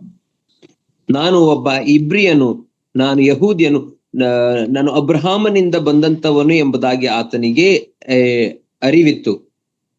He knew that God is a holy God. ಆತನಿಗೆ ಗೊತ್ತಿತ್ತು ತನ್ನ ದೇವರು ಆತನು ಪರಿಶುದ್ಧ ದೇವರು ಎಂಬುದಾಗಿ. He heard about what happened to Adam when he sinned. ಆತನಿಗೆ ಗೊತ್ತಿತ್ತು ಆದಾಮನು ಪಾಪ ಮಾಡಿದಾಗ ಏನಾಯಿತು ಎಂಬುದಾಗಿ. All that limited knowledge made him to realize how awesome God is and how terrible sin is. ಕೇವಲ ತನಗೆ ತಿಳಿಸಲ್ಪಟ್ಟಂತಹ ಈ ಸೀಮಿತವಾದಂತಹ ದೇವರ ಕುರಿತಾದ ಜ್ಞಾನದಲ್ಲಿಯೂ ಆತನು ಪಾಪವು ಎಷ್ಟು ಘೋರ ಮತ್ತು ದೇವರು ಎಷ್ಟು ಭಯಂಕರನು ಎಂಬುದನ್ನ ತಿಳಿದಿದ್ದನು. In verse 10, in continuous temptation, he didn't want to be even near her, we read. 10ನೇ ವಚನದಲ್ಲಿ ನಾವು ಓದುವಾಗ ಪ್ರತಿದಿನವೂ ಆಕೆ ಈ ರೀತಿ ಆತನನ್ನ ಪ್ರೇರೇಪಿಸಿದಾಗಿಯೂ ಆಕೆಯ ಸಂಗಡ ಸಂಗಮ ಮಾಡುವುದಕ್ಕಾಗಲಿ ಆಕೆಯ ಬಳಿಯಲ್ಲಿರುವುದಕ್ಕಾಗಲಿ ಆತನು ಒಪ್ಪಲಿಲ್ಲ ಎಂಬುದಾಗಿ ನಾವು ಇಲ್ಲಿ ಓದುತ್ತೇವೆ. How can you imagine what will be boiling in this woman's mind? ಆ ಒಂದು ಹೆಂಗಸಿನ ಮನಸ್ಸಿನಲ್ಲಿ ಏನು ಕುದಿಯುತ್ತಿರಬಹುದು ಎಂಬುದನ್ನು ಆಲೋಚಿಸಿರಿ. There is an old English saying like this. ಒಂದು ಹಳೆಯ ಇಂಗ್ಲಿಷ್ ನಾಣ್ಣುನುಡಿ ಈ ರೀತಿ ಇದೆ. There is no fury, ಅಂದ್ರೆ ಕೋಪ, ಆವೇಶ, like a woman scorned, ಅಂದ್ರೆ ತಿರಸ್ಕಾರ ಮಾಡಿಸಲ್ಪಟ್ಟ ಒಬ್ಬ ಸ್ತ್ರೀಯ, like a snake that is beaten, and how she will, this is what is happening in her mind now. English ಭಾಷೆಯ ಒಂದು ಹಳೆಯ ನುಡಿ ಈ ರೀತಿ ಇದೆ. ತಿರಸ್ಕರಿಸಲ್ಪಟ್ಟಂತಹ ಹೆಣ್ಣಿಗಿಂತ ವಿಷಕಾರಿ ಸರ್ಪವು ಯಾವುದೂ ಇಲ್ಲ ಎಂಬುದಾಗಿ ಹೇಳಲ್ಪಡುವಂತ ಮಾತಿದೆ. ಅದೇ ಈ ಪೋಟಿಫರನ ಹೆಂಡತಿಯ ಮನಸ್ಸಿನಲ್ಲೂ ಕುದಿಯುತ್ತಿತ್ತು. Believe what is happening. She continually tempting him. He is not even coming near, and she may be looking for a revenge.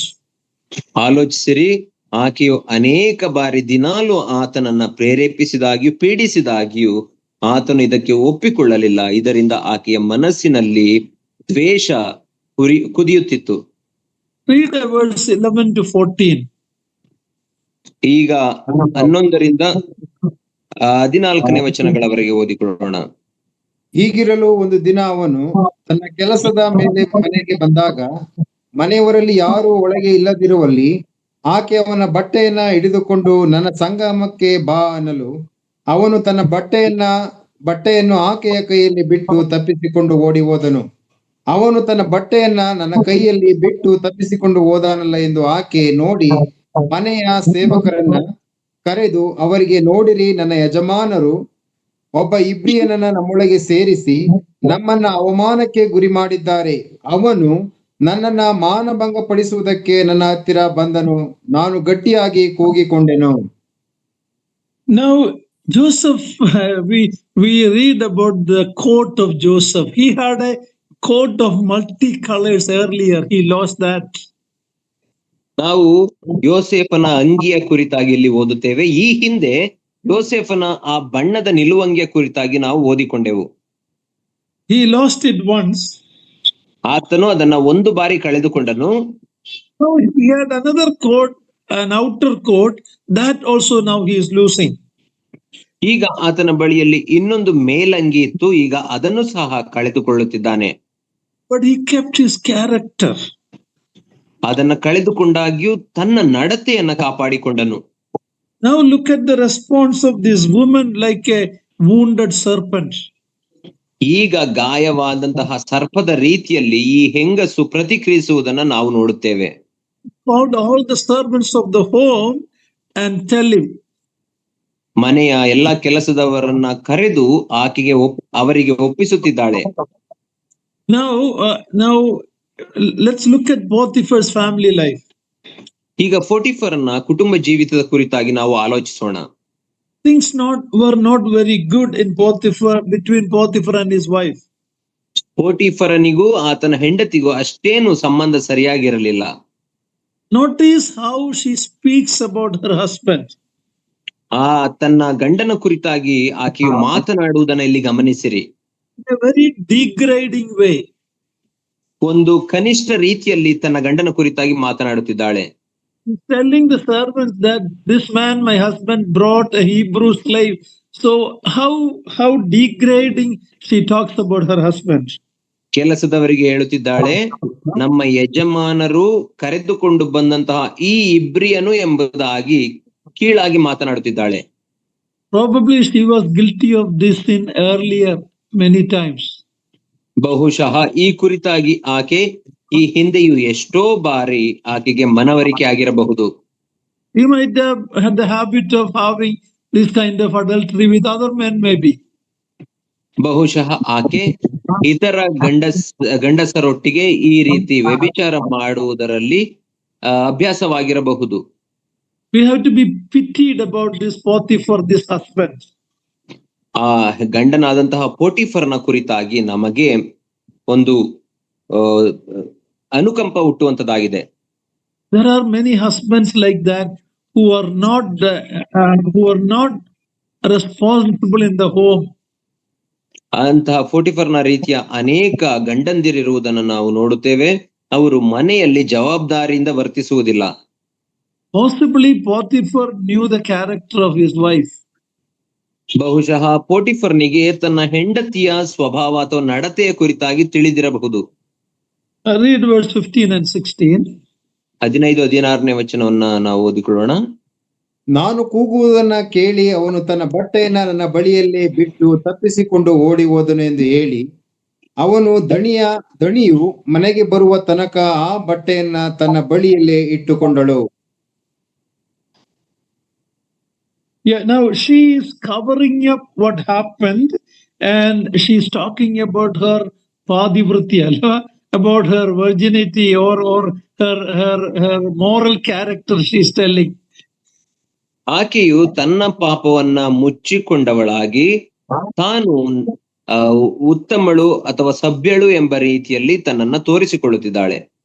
Here is a young man, Joseph, in his teenage. ಇಲ್ಲಿ ಯೋಸೇಫನು ತನ್ನ ಆ ಒಂದು teenage ಅಥವಾ ಯೌವನ ಅವಸ್ಥೆಯಲ್ಲಿರುವುದನ್ನು ನಾವು ಕಾಣುತ್ತೇವೆ. He's down in Egypt. He's framed in the most heinous way. He is framed by this woman in the most heinous way. ಆತನು ಐಗುಪ್ತವೆಂಬಂತಹ ಬೇರೆ ದೇಶದಲ್ಲಿ ಇದ್ದಾನೆ. ಈಗ ಅತ್ಯಂತ ಕೀಳು ಮಟ್ಟದ ಪಾಪದಲ್ಲಿ ಆತನನ್ನ ಈ ಹೆಂಗಸು ಸಿಕ್ಕಿ ಬೀಳಿಸುತ್ತಿದ್ದಾಳೆ. And nowhere to go and tell his pain to anybody. ಯಾರ ಬಳಿಗೂ ಹೋಗಿ ತನ್ನ ದುಃಖವನ್ನ ಹೇಳಿಕೊಳ್ಳುವ ಹಾಗಿಲ್ಲ. There's no shoulder where he can lean on and cry.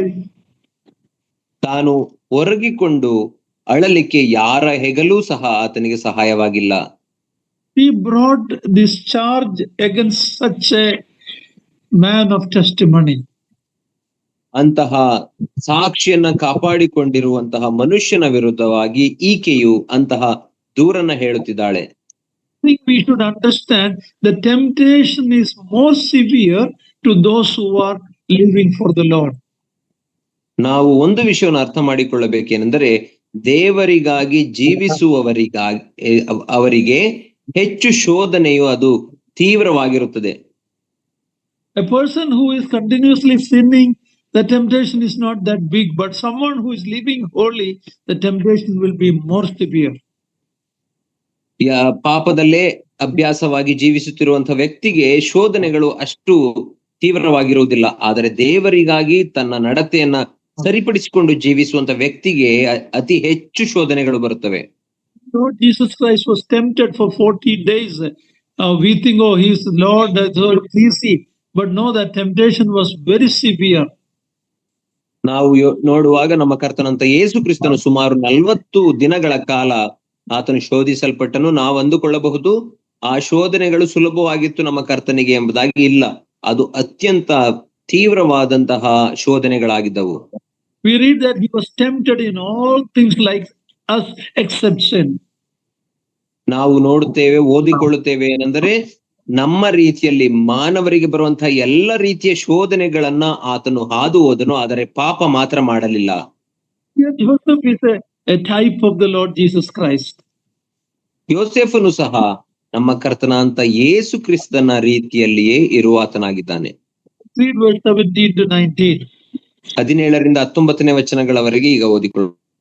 ಪತಿಯು ಬಂದಾಗ ಆಕೆ ಅದೇ ಮಾತನ್ನ ಹೇಳಿ ಅವನಿಗೆ, ನೀನು ನಮ್ಮಲ್ಲಿ ಸೇರಿಸಿಕೊಂಡ ಆ ಇಬ್ರಿಯ ಸೇವಕನು ನನ್ನನ್ನ ಮಾನಭಂಗ ಪಡಿಸುವುದಕ್ಕೆ ನನ್ನ ಬಳಿಗೆ ಬಂದನು. ನಾನು ಕೂಗಿಕೊಂಡನು.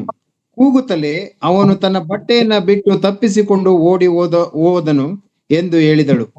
ನಿನ್ನ ಸೇವಕನು ಈ ಮೇರೆಗೆ ನನಗೆ ಮಾಡಿದ್ದಾನೆಂಬುದಾಗಿ ಆಕೆ ಹೇಳಿದ ಮಾತುಗಳನ್ನ ಯೋಸೇಫನ ದಣಿಯು ಕೇಳಿ ಬಹಳ ಸಿಟ್ಟುಗೊಂಡು ಅವನನ್ನ ಇಡಿಸಿ ಅರಸನು ಸೆರೆಯವರನ್ನ ಕಟ್ಟಿ ಹಾಕಿಸುತ್ತಿದ್ದ ಸೆರೆಮನೆಯಲ್ಲಿ ಹಾಕಿಸಿದನು. ಅಲ್ಲಿ ಯೋಸೇಫನು ಸೆರೆಯಲ್ಲಿ ಇರಬೇಕಾಯಿತು.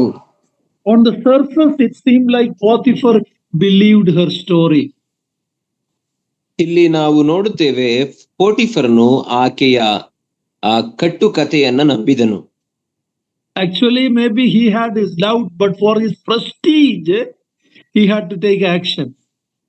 ಒಂದು ವೇಳೆ ಆತನಿಗೂ ಆಕೆಯ ಮೇಲೆ ಸಂಶಯವಿದ್ದಿರಬಹುದು, ಆದರೆ ತನ್ನ ಗೌರವವನ್ನ ಕಾಪಾಡಿಕೊಳ್ಳಲಿಕ್ಕಾಗಿ ಆತನು ಈಗ ಕಾರ್ಯಪ್ರವೃತ್ತನಾಗುತ್ತಿದ್ದಾನೆ. Maybe he was a very sharp man in the service of Pharaoh, but he was a stupid husband. ಬಹುಶಃ ಆತನು ಫರೋಹನ ಸೈನ್ಯದಲ್ಲಿ ಒಬ್ಬ ಬುದ್ಧಿವಂತ ಅಧಿಕಾರಿ ಆಗಿರಬಹುದು, ಆದರೆ ತನ್ನ ಕುಟುಂಬದಲ್ಲಿ ತನ್ನ ಹೆಂಡತಿಯ ವಿಷಯದಲ್ಲಿ ಆತನು ಮೂರ್ಖನ ರೀತಿಯಲ್ಲಿ ವರ್ತಿಸುತ್ತಿದ್ದಾನೆ. He should have known his wife better. ಆತನು ತನ್ನ ಹೆಂಡತಿಯನ್ನ ಇನ್ನೂ ಉತ್ತಮ ರೀತಿಯಲ್ಲಿ ತಿಳಿದುಕೊಳ್ಳಬೇಕಿತ್ತು. But his position and respect before other people made him to crucify Joseph. ಇತರರ ಮುಂದೆ ತನ್ನ ಗೌರವವನ್ನು ಕಾಪಾಡಿಕೊಳ್ಳಲಿಕ್ಕಾಗಿ ಮತ್ತು ತನ್ನ ಘನತೆಗಾಗಿ ಆತನು ಯೋಸೇಫನನ್ನ ಶಿಕ್ಷಿಸಿದನು, ಆತನನ್ನ ಸೆರೆಮನೆಗೆ ಹಾಕಿದನು. No inquiry was made. ಯಾವುದೇ ವಿಚಾರಣೆಯೂ ನಡೆಯಲಿಲ್ಲ. Remember, even though Joseph was the steward in his family, he is still a slave. Don't forget that. ಯೋಸೇಫನು ಆತನ ಕುಟುಂಬದಲ್ಲಿ ಮನೆವಾರ್ತೆಯವನಾಗಿದ್ದರೂ ಸಹ ಆತನು ಗುಲಾಮನು ಎಂಬುದನ್ನು ನಾವು ಮರೆಯಬಾರದು. There's no advocate for him. ಆತನಿಗಾಗಿ ಪರವಾಗಿ ವಾದಿಸುವಂತ ವಕೀಲರಿಲ್ಲ. There's no police department who will listen to him. ಆತನ ಮಾತುಗಳನ್ನ ದೂರುಗಳನ್ನ ಕೇಳಲಿಕ್ಕೆ ಯಾವುದೇ ಪೊಲೀಸ್ ಡಿಪಾರ್ಟ್ಮೆಂಟ್ ಸಹ ಇಲ್ಲ. Nobody would believe his story, his side. ಆತನ ಮಾತುಗಳನ್ನ, ಆತನ ಪರವಾದಂತಹ ವಾದವನ್ನ ಯಾರೂ ಕೇಳಲಿಕ್ಕೆ ಸಿದ್ಧರಿಲ್ಲ. Potiphar knew that this was a faithful man in his home, yet for his self-prestige and honor, he was willing to throw him into the jail. ಪೋಟಿಫರ್ನಿಗೆ ಗೊತ್ತಿತ್ತು ಯೋಸೇಫನು ನಂಬಿಗಸ್ತ ಸೇವಕನು ಎಂಬುದಾಗಿ, ಆದರೂ ತನ್ನ ಘನತೆಯನ್ನ ಕಾಪಾಡಿಕೊಳ್ಳಲಿಕ್ಕಾಗಿ ಯೋಸೇಫನನ್ನ ಸೆರೆಮನೆಗೆ ಹಾಕಿಸಿದನು. All that he did in that house and all the blessing he got from God because of Joseph was all forgotten. ಯೋಸೇಫನ ನಿಮಿತ್ತ ದೇವರು ಆತನನ್ನ ಆಶೀರ್ವದಿಸಿದ್ದನ್ನ, ಆತನ ಕುಟುಂಬವನ್ನ ಅಭಿವೃದ್ಧಿ ಪಡಿಸಿದ್ದನ್ನ ಎಲ್ಲವನ್ನು ಒಂದೇ ಕ್ಷಣದಲ್ಲಿ ಪೋಟಿಫರ್ನು ಮರೆತು ಬಿಟ್ಟನು. I know many God's believers who forget what God has done in their life. ನನಗೆ ಗೊತ್ತು, ಅನೇಕ ದೇವರ ಸೇವಕರು ಮತ್ತು ವಿಶ್ವಾಸಿಗಳು ದೇವರು ಅವರ ಜೀವಿತದಲ್ಲಿ ಮಾಡಿದ್ದಂತಹ ಆಶೀರ್ವಾದಗಳನ್ನ ಮರೆತು ಬಿಡುವವರಾಗಿದ್ದಾರೆ. So for Potiphar, it was easy to throw him into the jail and forget the whole thing. ಪೋಟಿಫರ್ನಿಗೆ ಆತನನ್ನ ಸೆರೆಮನೆಗೆ ಹಾಕುವುದು ಮತ್ತು ಮರೆತು ಬಿಡುವುದು ಸುಲಭವಾಗಿತ್ತು. We feel sorry for such man, such husband. ಅಂತಹ ಗಂಡನಾದಂತಹ ಪೋಟಿಫರ್ನಿಗಾಗಿ ನಾವು ದುಃಖಿಸಬೇಕು ಮತ್ತು ಅಯ್ಯೋ ಎನ್ನಿಸುತ್ತದೆ. There may be such husbands among us who are not willing to take the stand for the truth. ನಮ್ಮಲ್ಲಿಯೂ ಸಹ ಅಂತಹ ಗಂಡಂದಿರಿರಬಹುದು, ಸತ್ಯಕ್ಕಾಗಿ ದೃಢವಾಗಿ ನಿಲುವನ್ನ ತೆಗೆದುಕೊಳ್ಳುವವರು ಇಲ್ಲದಿರಬಹುದು. No backbone to stand for the truth. ಸತ್ಯಕ್ಕಾಗಿ ನಿಲ್ಲುವಂತಹ ಧೈರ್ಯವಾಗಲಿ ಬೆನ್ನೆಲುಬಾಗಲಿ ಅವರಿಗಿಲ್ಲ. How many innocent people are framed like this? ಇದೇ ರೀತಿಯಲ್ಲಿ ಎಷ್ಟು ಜನ ಅಮಾಯಕ ವ್ಯಕ್ತಿಗಳು ಅವರು ಗುರಿಯಾಗಿರಬಹುದು ಅಥವಾ ಶಿಕ್ಷೆಗೆ ಒಳಗಾಗಿರಬಹುದಲ್ಲವೇ? Verse 20. 20ನೇ ವಚನ. ಅವನನ್ನ ಇಡಿಸಿ ಅರಸನು ಸೆರೆಮನೆಯಲ್ಲಿ ಕಟ್ಟಿ ಹಾಕಿಸುತ್ತಿದ್ದ ಸೆರೆಮನೆಯಲ್ಲಿ ಹಾಕಿಸಿದನು. ಅಲ್ಲಿ ಯೋಸೇಫನು ಸೆರೆಯಲ್ಲಿ ಇರಬೇಕಾಯಿತು. Once he was thrown into a pit by his brothers. ಒಂದು ಸಾರಿ ತನ್ನ ಅಣ್ಣಂದಿರಿಂದ ಆತನು ಆ ಗುಂಡಿಗೆ ಕಟ್ಟಲ್ಪಟ್ಟವನಾಗಿ ಹಾಕಿಸಲ್ಪಟ್ಟಿದನು. Thrown into the prison. ಅಲ್ಲಿಂದ ಆತನನ್ನ ದೇವರು ಈಗ ಸೆರೆಮನೆಗೆ ನಡೆಸುತ್ತಿದ್ದಾನೆ. ದೇವರಲ್ಲ, ಪೋತಿಫರ್. No, of course he is right. Potiphar is throwing him into the prison. ಈಗ ಪೋಟಿಫರ್ನು ಆತನನ್ನ ಸೆರೆಮನೆಗೆ ಹಾಕಿಸುತ್ತಿದ್ದಾನೆ. Think about Joseph. ಯೋಸೇಫನ ಕುರಿತಾಗಿ ಆಲೋಚಿಸಿರಿ. We may say it is his bad luck. ನಾವು ನೆನೆಸಬಹುದು ಆತನ ದುರಾದೃಷ್ಟ ಎಂಬುದಾಗಿ. He was the favorite of his father. ತನ್ನ ತಂದೆಗೆ ಅತ್ಯಂತ ಪ್ರಿಯನಾದ ಮಗನಾಗಿದ್ದನು. Coat of many colors like a prince in a home. ತನ್ನ ಕುಟುಂಬದಲ್ಲಿ ರಾಜಕುಮಾರನ ರೀತಿಯಲ್ಲಿ ಅನೇಕ ಬಣ್ಣಗಳ ನಿಲುವಂಗಿಯನ್ನು ಧರಿಸುತ್ತಿದ್ದನು. But then he faced the jealousy and the bitterness of his brothers. ಆದರೆ ತನ್ನ ಅಣ್ಣಂದಿರ ಆ ಹೊಟ್ಟೆ ಕಿಚ್ಚು ಮತ್ತು ಕೋಪವನ್ನ ಆತನು ಅನುಭವಿಸಬೇಕಾಯಿತು. Stripped him of that coat and threw him into a pit. ಅವನಿಗಿದ್ದಂತಹ ಆ ಬಣ್ಣದ ನಿಲುವಂಗಿಯನ್ನ ಕಿತ್ತುಕೊಂಡು ಆತನನ್ನ ಗುಂಡಿಗೆ ಹಾಕಿದರು. Next we saw those brothers bargaining with the Ishmaelites for 20 pieces of silver and selling him. ನಂತರ ಆತನ ಅಣ್ಣಂದಿರು ಆ ಇಷ್ಮಾಯೇಲರೊಟ್ಟಿಗೆ 20 ಚಿನ್ನದ ನಾಣ್ಯಗಳಿಗಾಗಿ ಆತನನ್ನ ಮಾರುವುದನ್ನ ನಾವು ನೋಡಿದೆವು. Maybe he was chained when they carried him to Egypt. ಬಹುಶಃ ಆತನನ್ನ ಐಗುಪ್ತ ದೇಶಕ್ಕೆ ಕೊಂಡೊಯ್ಯುವಾಗ ಕೈಕಾಲುಗಳಿಗೆ ಸರಪಳಿಯನ್ನು ಹಾಕಿದ್ದಿರಬಹುದು. In Egypt, many nights he might have wept and wet his pillow. That is, if he had a pillow as a slave, okay? He had probably shed so many tears. ಒಂದು ವೇಳೆ ಐಗುಪ್ತ ದೇಶದಲ್ಲಿ ಅನೇಕ ರಾತ್ರಿಗಳು ಕಣ್ಣೀರಿನಿಂದ ಕಳೆದು ತನ್ನ ತಲೆದಿಂಬನ್ನ ಒದ್ದೆಯಾಗಿಸಿದ್ದಿರಬಹುದು. But we read about the God who keeps our tears in his bottle. We read. ಆದರೆ ನಾವು ಓದುತ್ತೇವೆ ದೇವರ ವಾಕ್ಯದಲ್ಲಿ ಏನೆಂದರೆ ನಮ್ಮ ಕಣ್ಣೀರುಗಳನ್ನೆಲ್ಲ ಎಣಿಸುವಂತಹ ದೇವರು ನಮ್ಮ ದೇವರಾಗಿದ್ದಾನೆ. For a short time he was promoted in Potiphar's house. He might have thought everything is going good. ಪೋಟಿಫರ್ನ ಮನೆಯಲ್ಲಿ ತನಗೆ ಉನ್ನತ ಸ್ಥಿತಿ ಸಿಕ್ಕಿದಾಗ ಎಲ್ಲವೂ ಸರಿಯಾಯಿತು ಎಂಬುದಾಗಿ ಯೋಸೇಫನು ನೆನೆಸಿರಬಹುದು. This wife's attempt to lure him into sexual sin, but his moral standard prevents him from yielding. His fear of God prevented him from yielding. ಆದರೆ ಆ ಪೋಟಿಫರ್ನ ಹೆಂಡತಿಯು ಆತನನ್ನ ಪಾಪಕ್ಕಾಗಿ ಪ್ರೇರೇಪಿಸಿದಾಗಿಯೂ ಆತನ ಮನಸ್ಸಿನಲ್ಲಿದ್ದಂತಹ ದೇವರ ಭಯ ಮತ್ತು ತಾನು ಕಲಿತಿದ್ದಂತಹ ಆ ಉನ್ನತ ನೈತಿಕ ಮಟ್ಟ ಪಾಪದಿಂದ ದೂರವಿರುವ ಹಾಗೆ ಆತನನ್ನ ಕಾಪಾಡಿತು.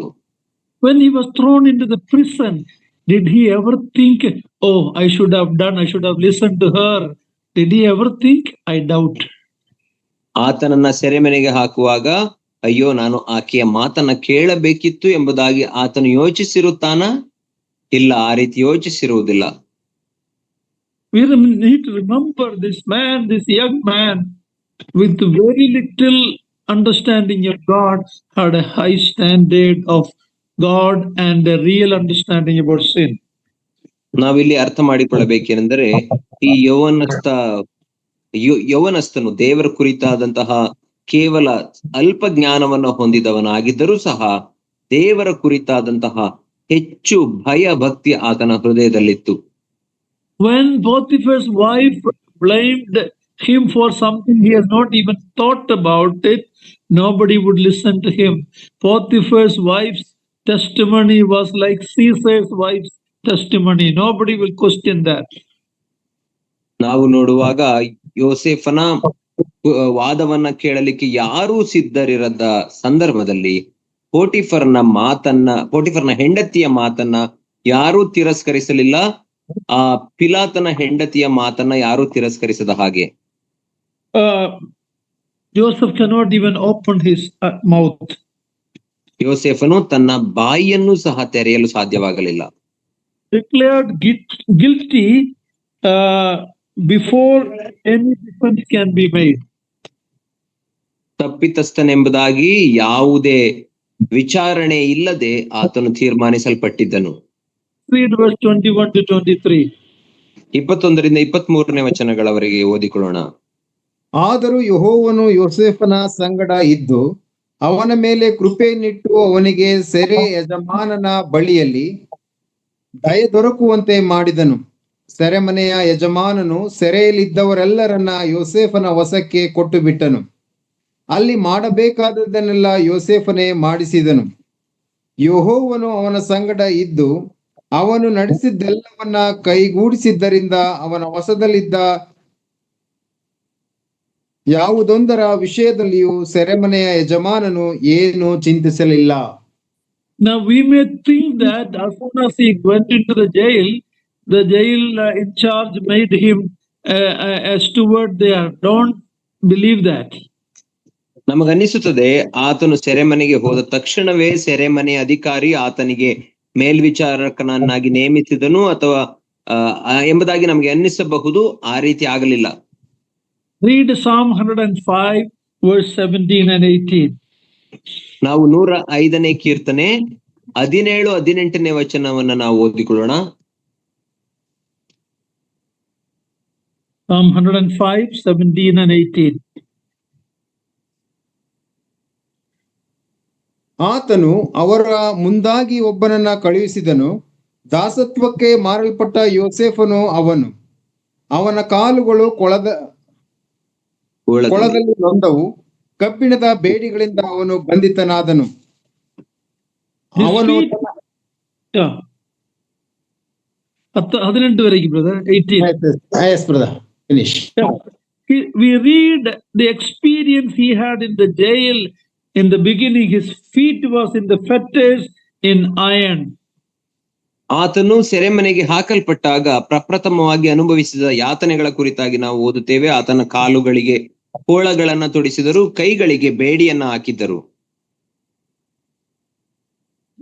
But in all of this, we see the hand of God was with him. ಆದರೆ ಇದೆಲ್ಲದರ ಮಧ್ಯದಲ್ಲಿಯೂ ದೇವರ ಹಸ್ತವು ಆತನನ್ನ ನಡೆಸುತ್ತಿತ್ತು. Terrible things are happening in his life. ಆತನ ಜೀವಿತದಲ್ಲಿ ಘೋರ ಸಂಗತಿಗಳು ಜರುಗುತ್ತಿವೆ.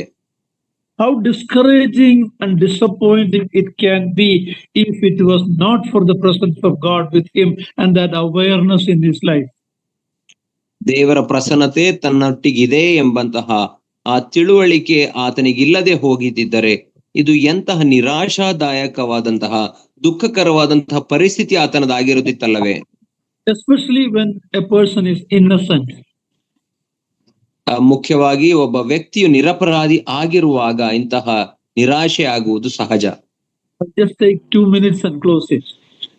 ನಾನು ಕೇವಲ 2 ನಿಮಿಷಗಳಲ್ಲಿ ನನ್ನ ಮಾತನ್ನು ಮುಗಿಸುತ್ತೇನೆ. He was accused without any cause, ಕಾರಣವಿಲ್ಲದೆ. ಕಾರಣವಿಲ್ಲದೆ ಯಾವ ತಪ್ಪನ್ನು ಮಾಡದಾಗಿಯೂ ಆತನನ್ನ ತಪ್ಪು ಹೊರಿಸಿದರು. That is what we read about the Lord Jesus Christ. He was blamed and hated without a cause. ನಮ್ಮ ಕರ್ತನಾಂತ ಯೇಸು ಕ್ರಿಸ್ತನ ಕುರಿತಾಗಿಯೂ ಅದನ್ನೇ ಓದುತ್ತೇವೆ. ಏನೆಂದರೆ ಯಾವುದೇ ಪಾಪವನ್ನ ಮಾಡದಾಗಿಯೂ ಆತನ ಮೇಲೆ ತಪ್ಪು ಹೊರಿಸಿದರು, ಆತನನ್ನ ದೂರಿದರು. The Lord was with Joseph. ದೇವರು ಯೋಸೇಫನೊಟ್ಟಿಗಿದ್ದನು.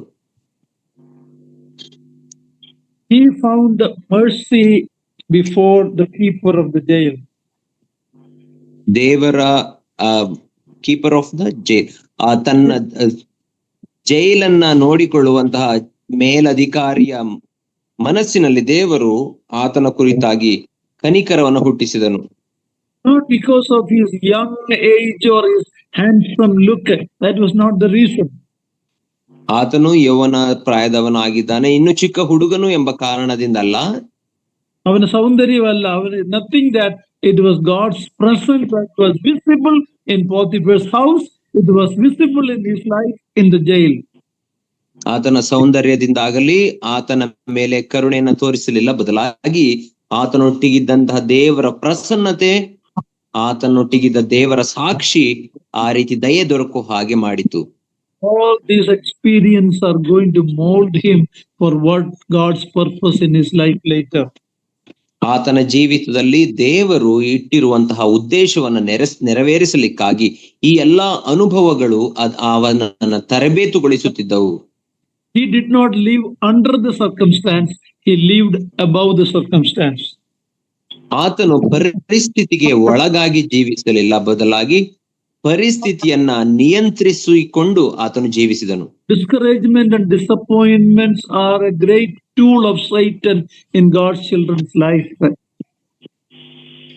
ದೇವರ ಮಕ್ಕಳ ಜೀವಿತದಲ್ಲಿ ನಿರಾಶೆ ಮತ್ತು ದುಃಖ ಅದು ಸೈತಾನನು ಉಪಯೋಗಿಸುವಂತಹ ಎರಡು ಅಸ್ತ್ರಗಳಾಗಿವೆ. But you and I have the word of God, the Holy Spirit and all the provisions so we can live above the circumstances.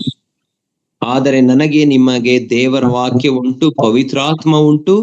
ಈ ಎಲ್ಲಾ ಪರಿಸ್ಥಿತಿಗಳನ್ನ ಜಯಿಸಿ ಅವುಗಳನ್ನ ನಿಯಂತ್ರಿಸಿ ಜೀವಿಸುವಂತಹ ಶಕ್ತಿಯನ್ನು ದೇವರು ಕೊಟ್ಟಿದ್ದಾನೆ. Satan wants you and I to yield to sin. ಸೈತಾನನು ನಾನು ನೀವು ಪಾಪ ಮಾಡಬೇಕು ಎಂಬುದಾಗಿ ಆಲೋಚಿಸುವ ಹಾಗೆ ಮಾಡುತ್ತಾನೆ. He tried this with Job.